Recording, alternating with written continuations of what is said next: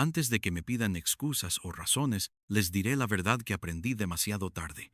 Hay lugares donde el aire no solo enfría la piel, sino que conserva un rumor de vidas no vividas, como si el tiempo mismo hubiese sido encerrado y obligado a repetirse hasta gastarse. Uno de esos lugares está en la ladera norte de un pueblo castellano, donde las adelfas crecen como si fueran dedos pálidos buscando la luz, y una casa de piedra con tejado hundido, a la que todos llaman, con esa familiaridad temerosa que solo otorga la costumbre de bordear un abismo, la casona de las adelfas. La primera vez que la vi no era de noche, pero el sol de octubre llevaba un temblor de invierno, y las sombras avanzaban por el vallado en puntas estrechas, como flechas apuntando a mi pecho.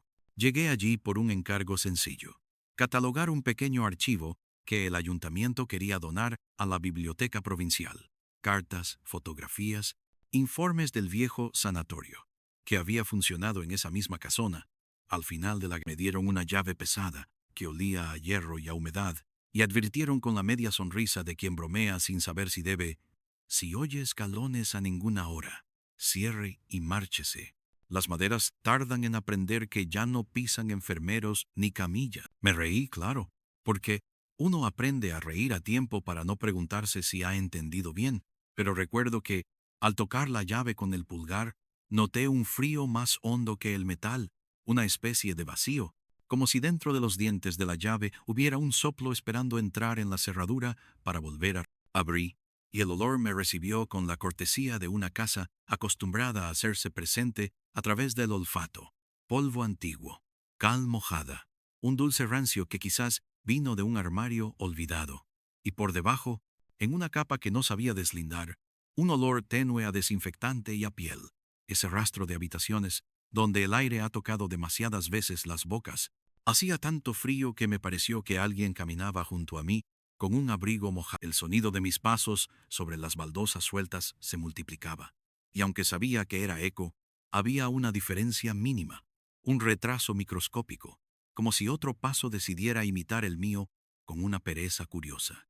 Dejé el equipo en la entrada, la mochila con el portátil, la libreta, la cinta métrica, los guantes de algodón, la cámara, y caminé hacia la sala que me habían indicado, una biblioteca pequeña con estanterías bajas y un ventanal que daba al patio de las adelfas. El vidrio estaba cubierto de polvo y de un polen amarillento que el viento había pegado en arabescos, de manera que la luz se filtraba como por agua vieja.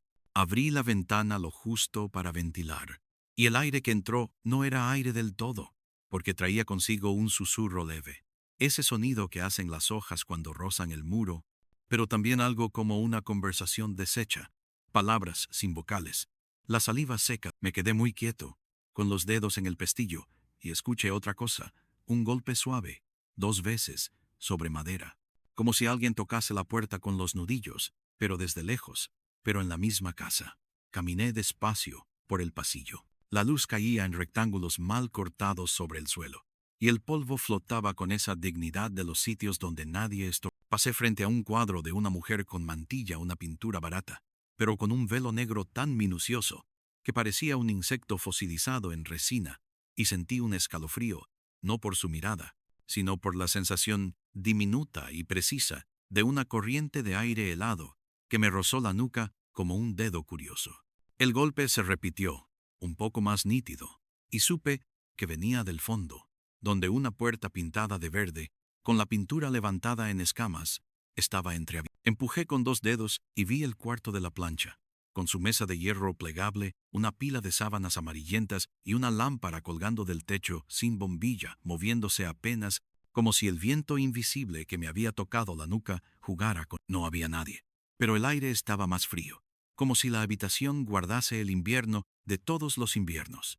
Y entonces escuché otra cosa, un susurro, esta vez claro, pero no una voz completa, sino una expulsión de aire con intención, como cuando alguien pronuncia tu nombre sin atreverse, y yo escuché algo parecido a mi apellido, roto, caído por los bordes. Retrocedí un paso sin querer, pisé una tabla suelta, y el golpe hueco de la madera pareció responder al golpe anterior, como si 2 ritmos hubiesen estado esperando ser reunidos.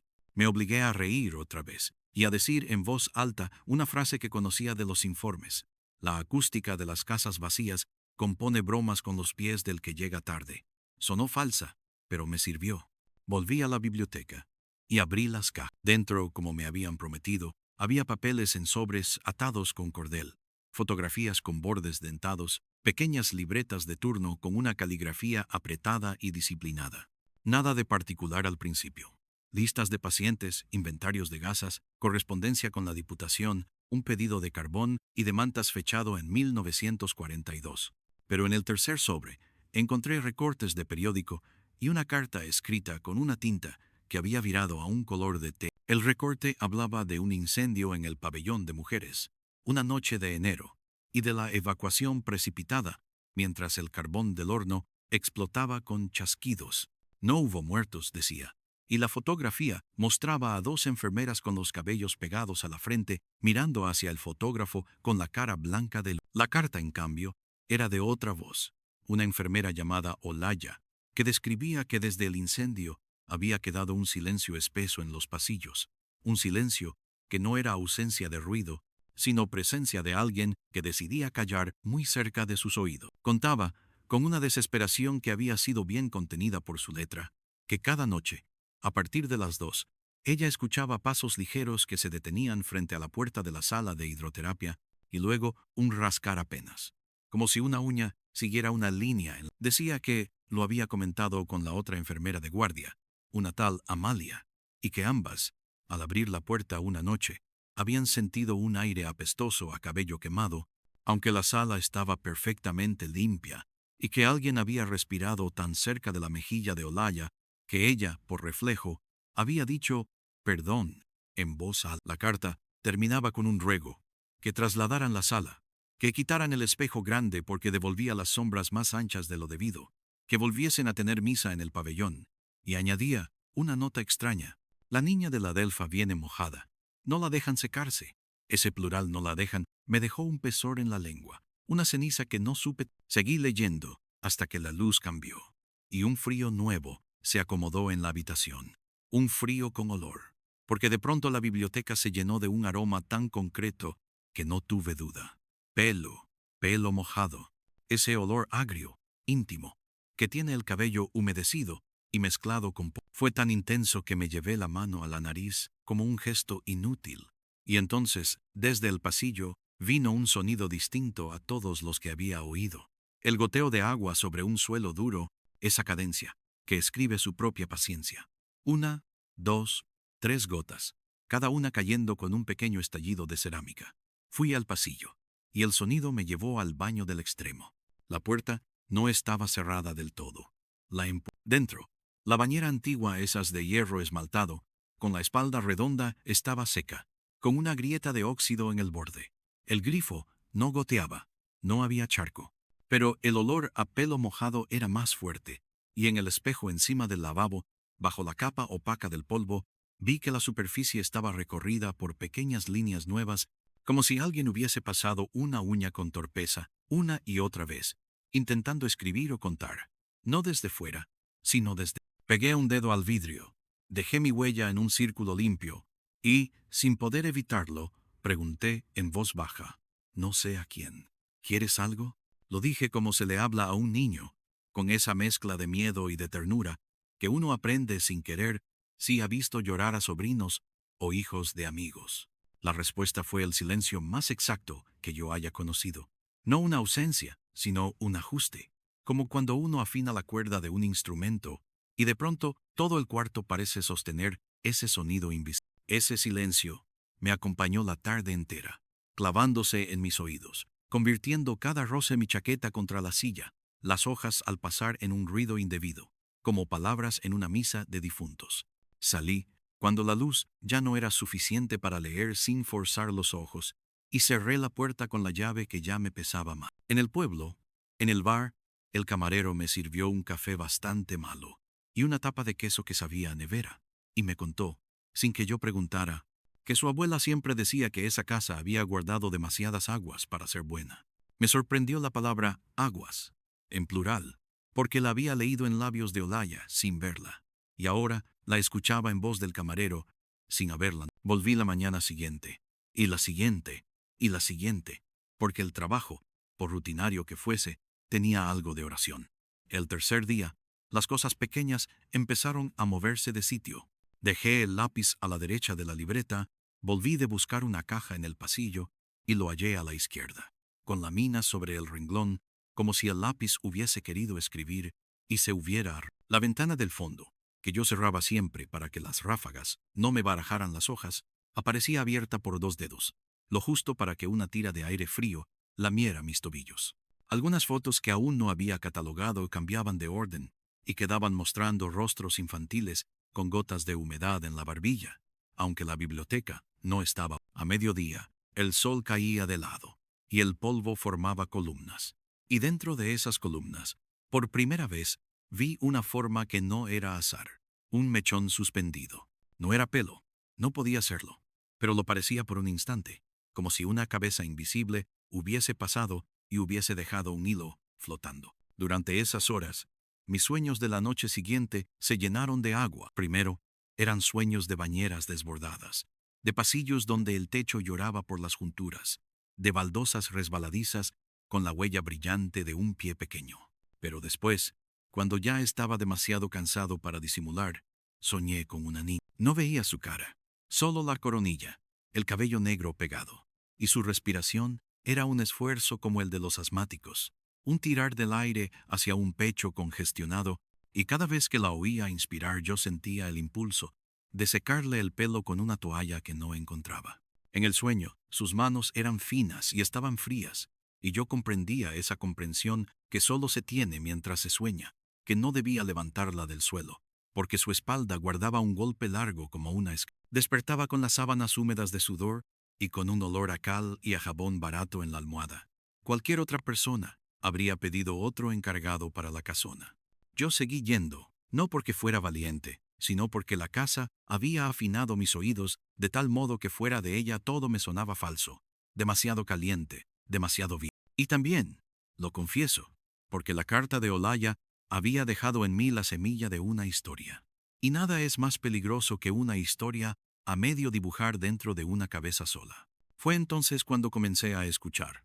A partir de las 2:10 de la tarde, curiosamente, no de la madrugada, los pasos. No eran pasos de adulto, ni siquiera de mujer ligera, eran pasos de niña. La suela blanda de un zapato que no ha sido endurecido por calles, una cadencia irregular como la de quien tiene prisa en algunos tramos y se detiene en otros para mirar. Comenzaban siempre en el pasillo, y se arrimaban a la biblioteca, y se detenían en la puerta como si hubiese alguien con los dedos puestos en el quicio, dudando de entrar. El primer día me levanté con el corazón en la garganta y dije, sin mirar, pasa. Nada se movió. El segundo día dije, no te mojes. No sé por qué dije eso. Quizá por los sueños, quizá por el olor a cabello. El tercero, como no entraba, me acerqué con la libreta en la mano, la libreta abierta como si fuera un escudo, y vi sobre la pintura descascarillada de la jamba una línea finísima que no era una grieta. Era un rastro, como de uña. Lo seguí y noté que la línea no terminaba, sino que regresaba, una y otra vez, sobre sí misma, como si alguien muy pequeño hubiera dibujado un camino particular por mera repetición, por insistencia. Tan pequeño que me agaché, casi de rodillas, y pegué la mejilla al borde de la madera. Olía frío. Noté ese aire que huele a agua detenida. Y junto a mi oreja, casi dentro de ella, alguien pronunció algo que esta vez sí sonó como una palabra. No era mi nombre. Era ama. Podía ser mamá. Podía ser ama, como las amas de cría de los cuentos. Era un llamado, y al mismo tiempo una orden. Me levanté con una agilidad que no había tenido desde estudiante. El resto de la tarde trabajé con las manos demasiado abiertas, como si cada objeto que tocara tuviera espinas. Esa noche, en el hotel, no fui capaz de...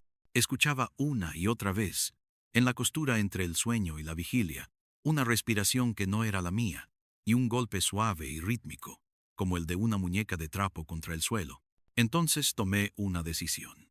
Buscaría indicios más concretos en los papeles. Dejé de catalogar con disciplina para leer con voracidad apenas disimulada. Encontré, al fondo de un legajo, una nota sin firma, de papel más delgado, con una letra más nerviosa que la de hoy. Hablaba de una niña que había ingresado en el sanatorio en diciembre, sin familia conocida, traída por la guardia de un pueblo vecino. Decían que la habían hallado en la ribera del río, sola, con los zapatos en la mano y los pies amoratados, tan fría que la enfermera que la atendió gritó porque le parecían pies de mármol. Tenía una cicatriz en la espalda, la marca de un golpe, y una fiebre que subía y bajaba, como si obedeciera a un metrónomo caprichoso. No consta el nombre, solo un diminutivo, Lali, entrecomillado, como si hubiese sido un apodo dado a la prisa. La nota se interrumpía en mitad de una frase, y detrás, en la misma funda, había una fotografía velada que había intentado captar una fila de camas en la sala de mujeres. En el borde izquierdo, donde la emulsión se había salvado, una figura de niña aparecía de espaldas, con el cabello largo y chorreante, y los pies descalzos colgando del borde de la cama como péndulo. La cabeza estaba inclinada hacia un cubo de metal, y parecía que la niña estaba escuchando el fondo del cubo, como si el agua guardase una voz. De pronto, al mirar la foto, sentí en la piel la misma sensación que producen los discursos muy largos, en lugares sin ventilación. Un sofoco lento, una invitación a salir a la noche solo por encontrar un aire que existiera. No salí, me quedé. El aire de la biblioteca se enfrió hasta cortar, y, como si alguien hubiese sido llamado por mi obstinación, la voz volvió. No en una palabra, sino en una sílaba sostenida, aspirada, repitiéndose con paciencia hasta entrarme en los huesos. Shh. No era serpiente. Era el inicio de un susurro que no encontraba consonantes. El vidrio del ventanal cambió de tono. La luz detrás del polvo se volvió más blanquecina, como si una nube muy densa hubiera bajado a rozar el Me acerqué al cristal y vi, con un temblor que me desbarató las rodillas, marcas de dedos desde dentro. Alguien había apoyado una mano pequeña en el vidrio, por la cara del patio. No había nadie, pero la humedad del contacto seguía allí, dibujando 5 óvalos empañados. No procesé el miedo de un modo racional. En cierto momento, el miedo deja de ser argumento para convertirse en un protocolo. Fui al cuarto de baño y busqué una. Había una, increíblemente, en un armario bajo la pila, doblada, con una etiqueta que decía, Sanatorio Provincial, 1941. No sé si alguien la había puesto ahí recientemente o si la casa se limitó a abrirme un cajón que yo ya había abierto y en el que no había nada antes. La tomé, y al apretarla contra la palma, sentí que estaba fría, como si siempre hubiese estado colgada bajo la sombra de un árbol. No sabría explicar por qué la llevé al ventanal, ni por qué la coloqué como si fuera a secar unos cabellos invisibles. Me pareció sentir un peso leve, la resistencia que ofrece el pelo cuando la toalla se engancha en él, y un olor más fuerte, más humano, a cuero cabelludo. Dije, ya, como se dice, cuando se termina de lavar a un niño y se le seca la frente. Y entonces, del pasillo, vino el sonido más inequívoco de todos. Pasos que entraban en la biblioteca, el roce de un vestido corto contra la estantería, el suspiro de alguien que se sienta en el suelo con cuidado. No vi nada, pero supe, con ese saber que no pasa por los ojos, que tenía a una niña sentada a mi lado, con la espalda pegada al mueble, mirando el Noté un frío en el hombro, un frío redondo, como si una frente húmeda se hubiera apoyado allí. Hablé despacio, con la lengua pesada. Pregunté si se llamaba Lali. No hubo respuesta, pero el frío en el hombro se movió un poco, como un asentimiento mínimo. Le pregunté quién no la dejaba secarse. Otra vez, ninguna palabra, pero la toalla en mis manos pesó más, como si hubiese absorbido agua. Y entonces escuché, filigrana, en el aire helado, una letra que se repetía, M, M.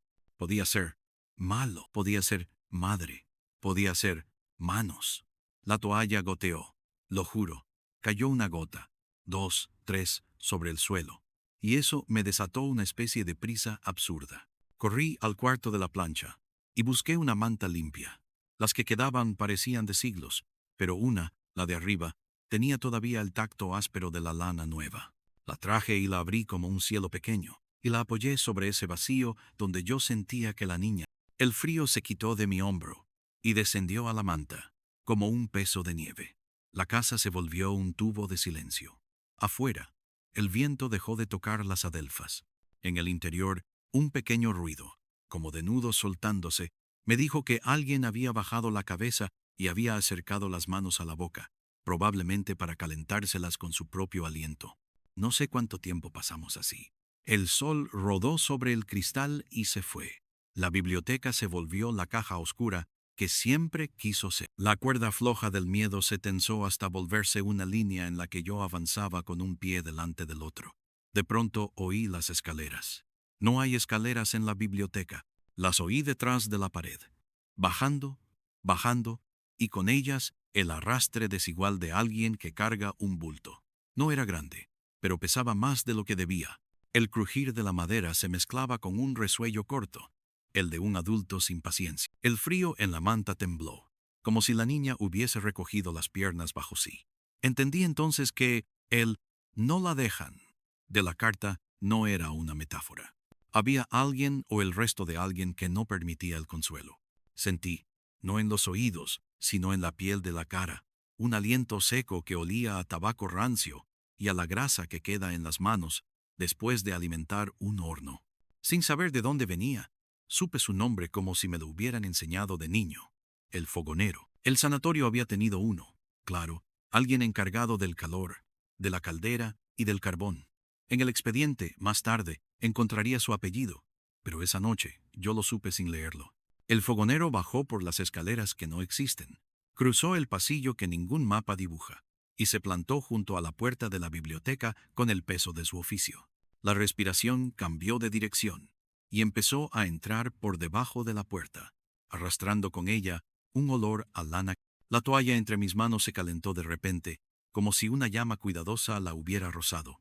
«No», dije, y fue la primera palabra pronunciada con voz plena en esa casa desde quién sabe cuándo. «No», repetí, y mi voz, extraña en mi propia garganta, encontró una gruñera grave, una raíz. El fogonero empujó la puerta sin mano.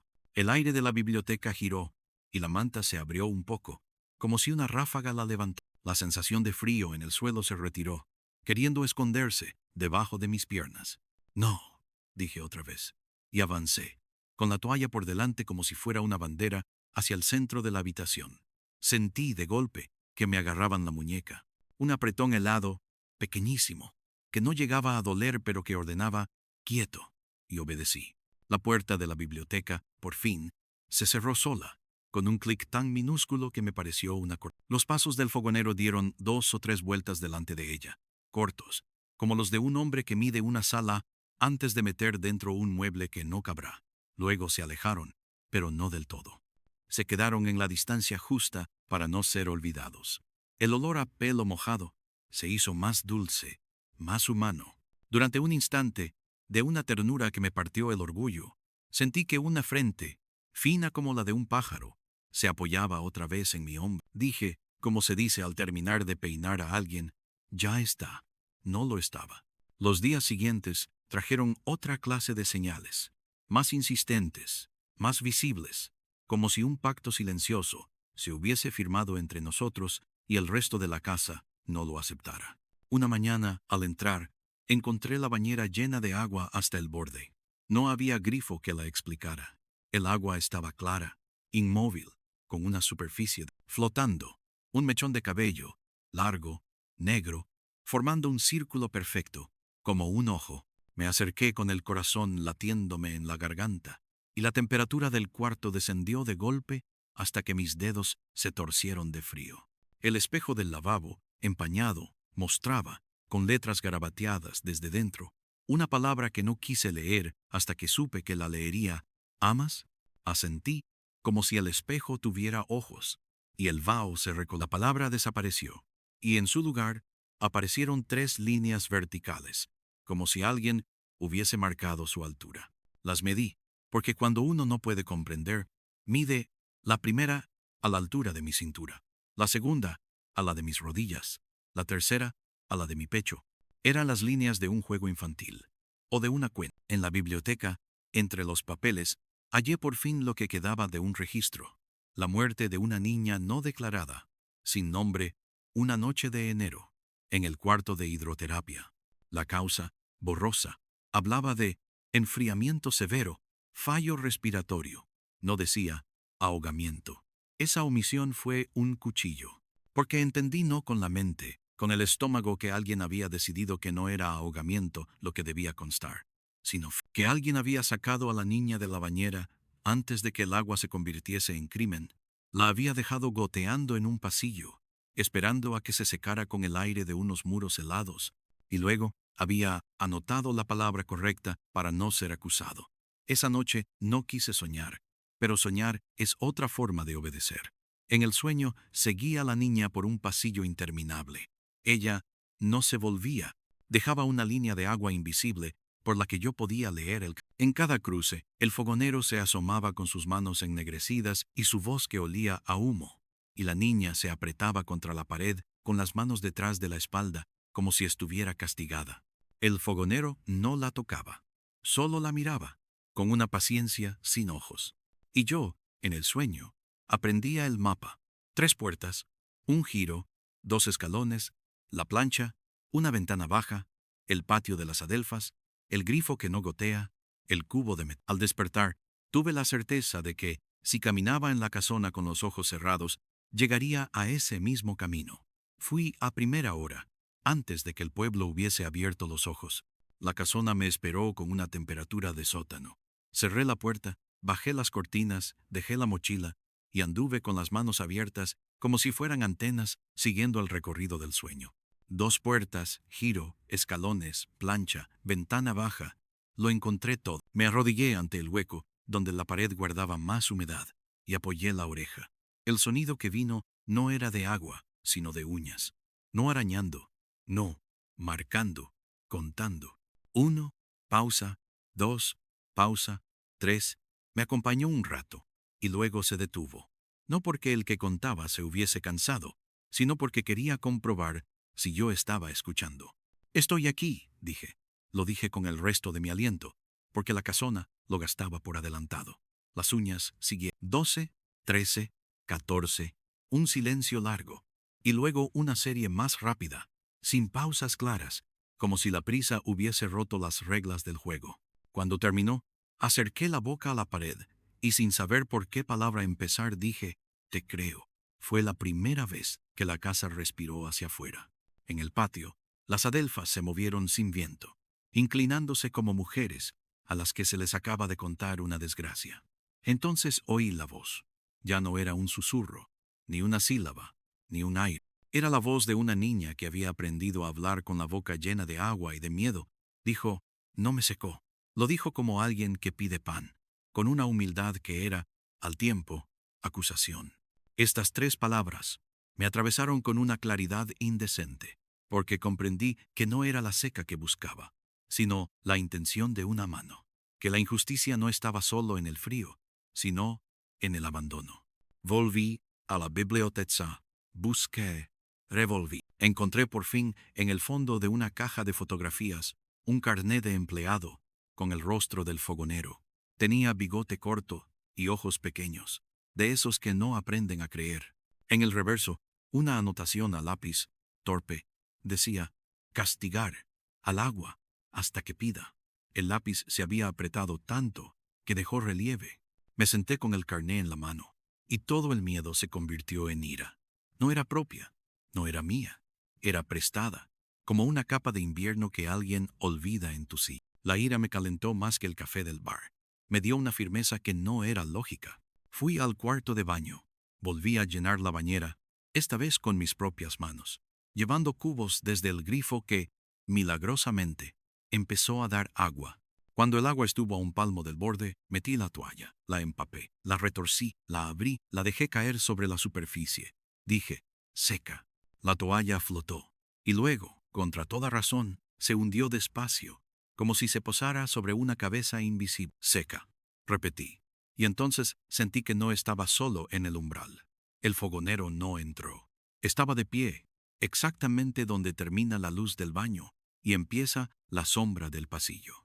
Lo supe por el olor y por la variación en la presión del aire, esa gravedad doméstica que tienen los hombres que han cargado carbón a pulso. No pude verlo, pero vi, sobre el enlucido opaco, su sombra. Una sombra sin contorno nítido, con los bordes como dedos. Habló por primera vez, con esa voz que no necesita garganta. No la nombres.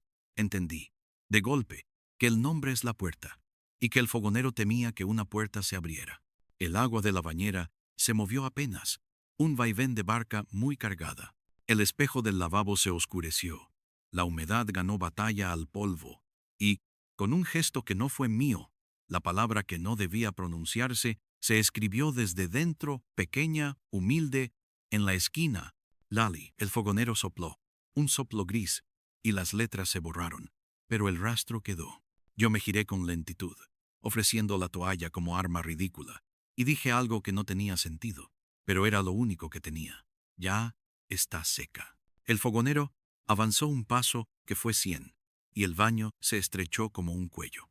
Sentí un cosquilleo en la base de la nuca, una advertencia antigua, como una oración. La luz parpadeó.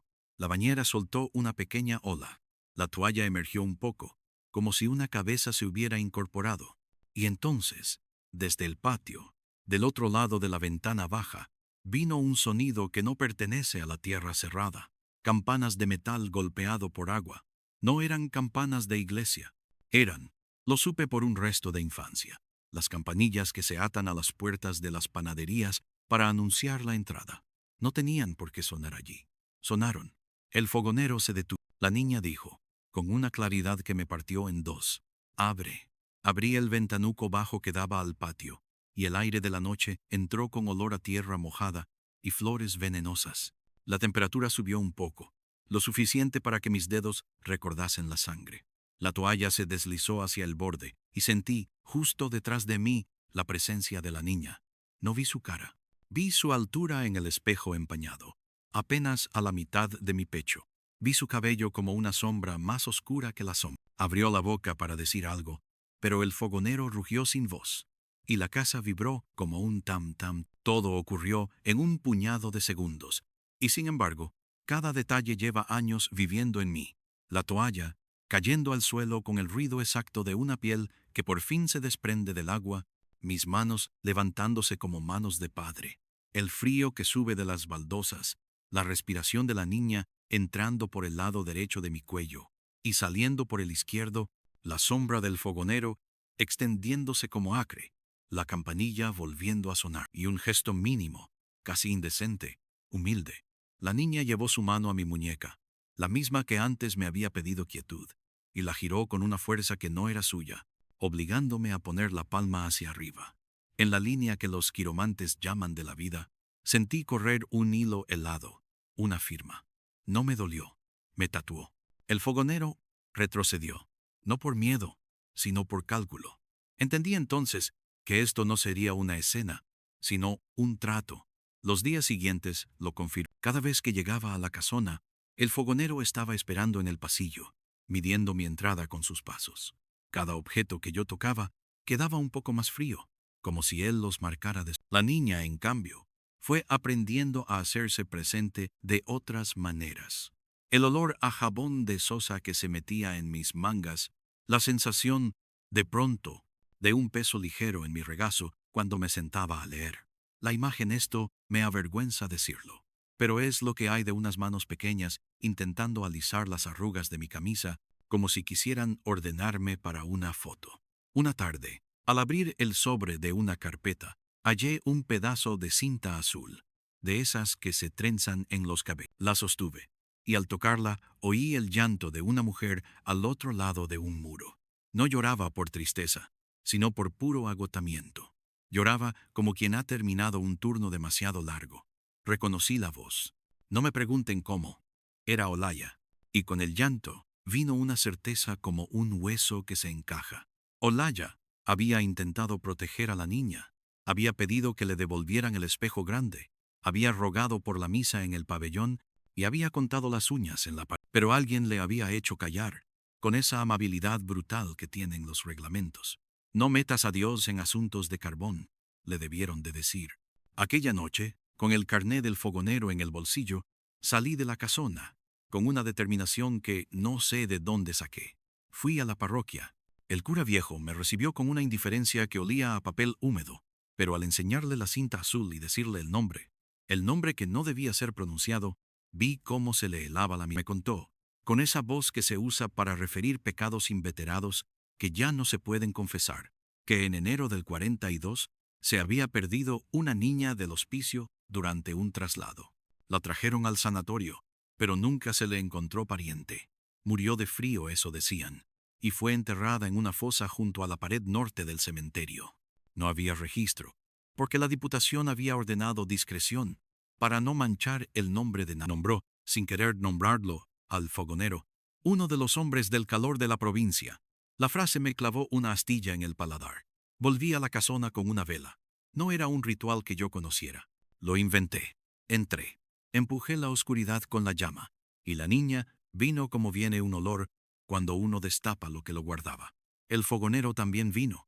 Lo sentí detrás, más grande que otras veces, como si el carbón de todas las calderas de la provincia hubiese venido a hacerle. Te nombraron, dije. La vela titiló y dejó una cera sobre mi puño. Lali, dije. Y la casa pronunció conmigo la L, la L, la I, como si los muros estuvieran aprendiendo a vocalizar. La toalla, desde el baño, se levantó un poco, como si una corriente de aire pasó, y la manta se deslizó sobre el suelo con una pulcritud ridícula, como si alguien invisible quisiera cuadrar una cama. El fogonero sopló y la vela murió. En la oscuridad, el frío se convirtió en un tacto áspero, de manos con cortes, que intentó agarrarme del cuello. Contra el instinto, no levanté las manos. Dejé que el agarre me encontrara, y entonces ocurrió. La línea helada que la niña había dibujado en mi palma se encendió como si fuese hierro puesto al fuego. No dolió. Brilló, pero no con luz, sino con saber. El fogonero se retiró un paso, sorprendido de que algo le quemara que no fuese una brasa. Entendí otra vez ese verbo que se carga, solo que el trato era simple. Si yo la nombraba, si yo trazaba en mi piel su huella, el fogonero no podría negarla. No podría tratarla como agua. Tendría que tratarla como cuerpo. Pasó no sé cuánto y llegó la madrugada. Cuando salí de la casona, con la vela gastada en el bolsillo, supe que nada había terminado. La niña había aprendido el camino hasta mi hombro. El fogonero había aprendido el camino durante semanas, en mi hotel, en el pueblo. A la hora en que el barro se enfría bajo las ruedas de los carros, un golpe suave sonaba en mi ventana. 2, 3, como los que yo había oído la tarde primera. No abrí, no por miedo, sino porque la casa me había enseñado, ya que hay ritmos que no deben anticiparse. Seguí yendo cada día, catalogando, leyendo, escuchando, escribí lo que pude. Dejé constancias que no interesarían a nadie y que, sin embargo, me parecían grapas necesarias para sujetar algo que de otro modo se abriría. Una mañana, el espejo del lavabo, sin vaho, sin polvo, mostró una palabra breve, escrita con agua. Vente. No era un ruego, era una invitación a una ceremonia. Fui al cementerio. Busqué la pared norte. Entre las adelfas, encontré una tierra más hundida que la otra, como si hubiese tragado una garganta. No había cruz. No había no. Puse la mano abierta sobre la tierra, con la línea marcada hacia abajo, y sentí un frío subir por los dedos como sube un estribillo. Dije el nombre sin voz. El viento se llevó una hoja y la dejó caer sobre mi palma, con la exactitud de una firma. Regresé a la casona al atardecer. Dentro, la casa estaba más vacía que nunca. No había olor, no había pasos, no había goteos. Pensé por un momento que, al nombrarla junto a la pared, la había desatado, que por fin le habían permitido secar. Imaginé, con una alegría absurda, la casa convertida en una caja de madera vieja y sin memoria. Y entonces escuché los escalones. No los del fogonero, no. Eran otros, más pesados, más lentos, con una cadencia de camilla. Alguien estaba bajando una camilla por una escalera inexistente, y el metal raspaba la pared con el sonido apagado que hace la literatura cuando quiere describir metal y no. Me quedé inmóvil y recordé las palabras del ayuntamiento. Si oye escalones a ninguna hora, cierre y márchese. No cerré. El pasillo se llenó de gente sin cuerpos. Reconocí los murmullos de enfermeras que se acostumbraron tanto al silencio que hablaban hacia adentro. Reconocí el carraspeo de un médico sin horas de sueño. Reconocí el resuello de un sacerdote que no quería mirar. Reconocí el sobrio llanto de una mujer que había prometido no llorar y por entre todos, la respiración de la niña, mucho más leve, como si por fin el aire le entrara sin pelea. Sentí, entonces, una mano en la nuca, no fría, tibia, la mano de alguien que me guía sin prisa. Caminé hacia el baño. La bañera estaba vacía. Dentro, sobre el esmalte, un dibujo que alguien había trazado con jabón. Una casita, con un árbol al lado y una persona pequeña dentro de la casa, y una persona más grande fuera, con un punto en la mano. Era ridículo y devastador. Era un dibujo de colegio. El punto en la mano de la persona grande estaba exactamente donde yo tenía mi marca. «Ama», dijo la niña, no como un llamado, sino como un título. El fogonero respiró, lejos, como si se resignara a una derrota que no aceptaba. Y entonces llegó el verdadero final, que no es un final, sino el principio de otra cosa.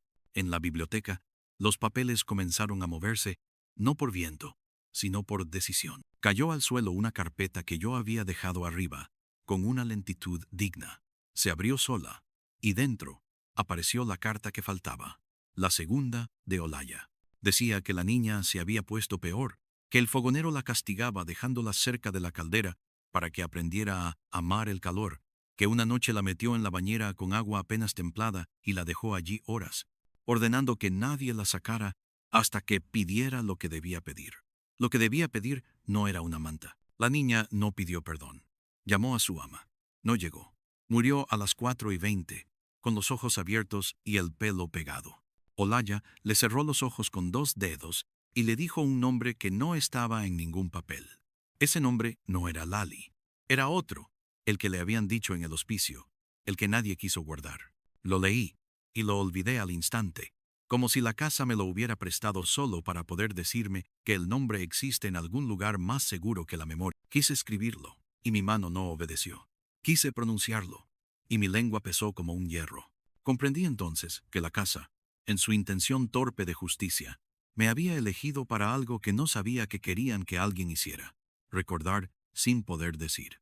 Llevo, desde entonces, el frío en la palma. A veces, en la calle, la gente me pide que les cuente la historia. Les digo que hay una niña que se llamaba como un diminutivo y como otra cosa, que olía a cabello mojado y a jabón de sosa, que aprendió a secarse en una toalla que nadie le quiso tender, que un hombre sin ojos la vigilaba desde la sombra del carbón, que una enfermera con nombre de romance contó las uñas, que un cura pronunció una palabra que no era la de... Les digo que en la casona de las adelfas, si se entra con una vela y se sale sin hablar, uno aprende a escuchar los golpes en la puerta que no existe, y que ese ritmo entra en la sangre y se queda.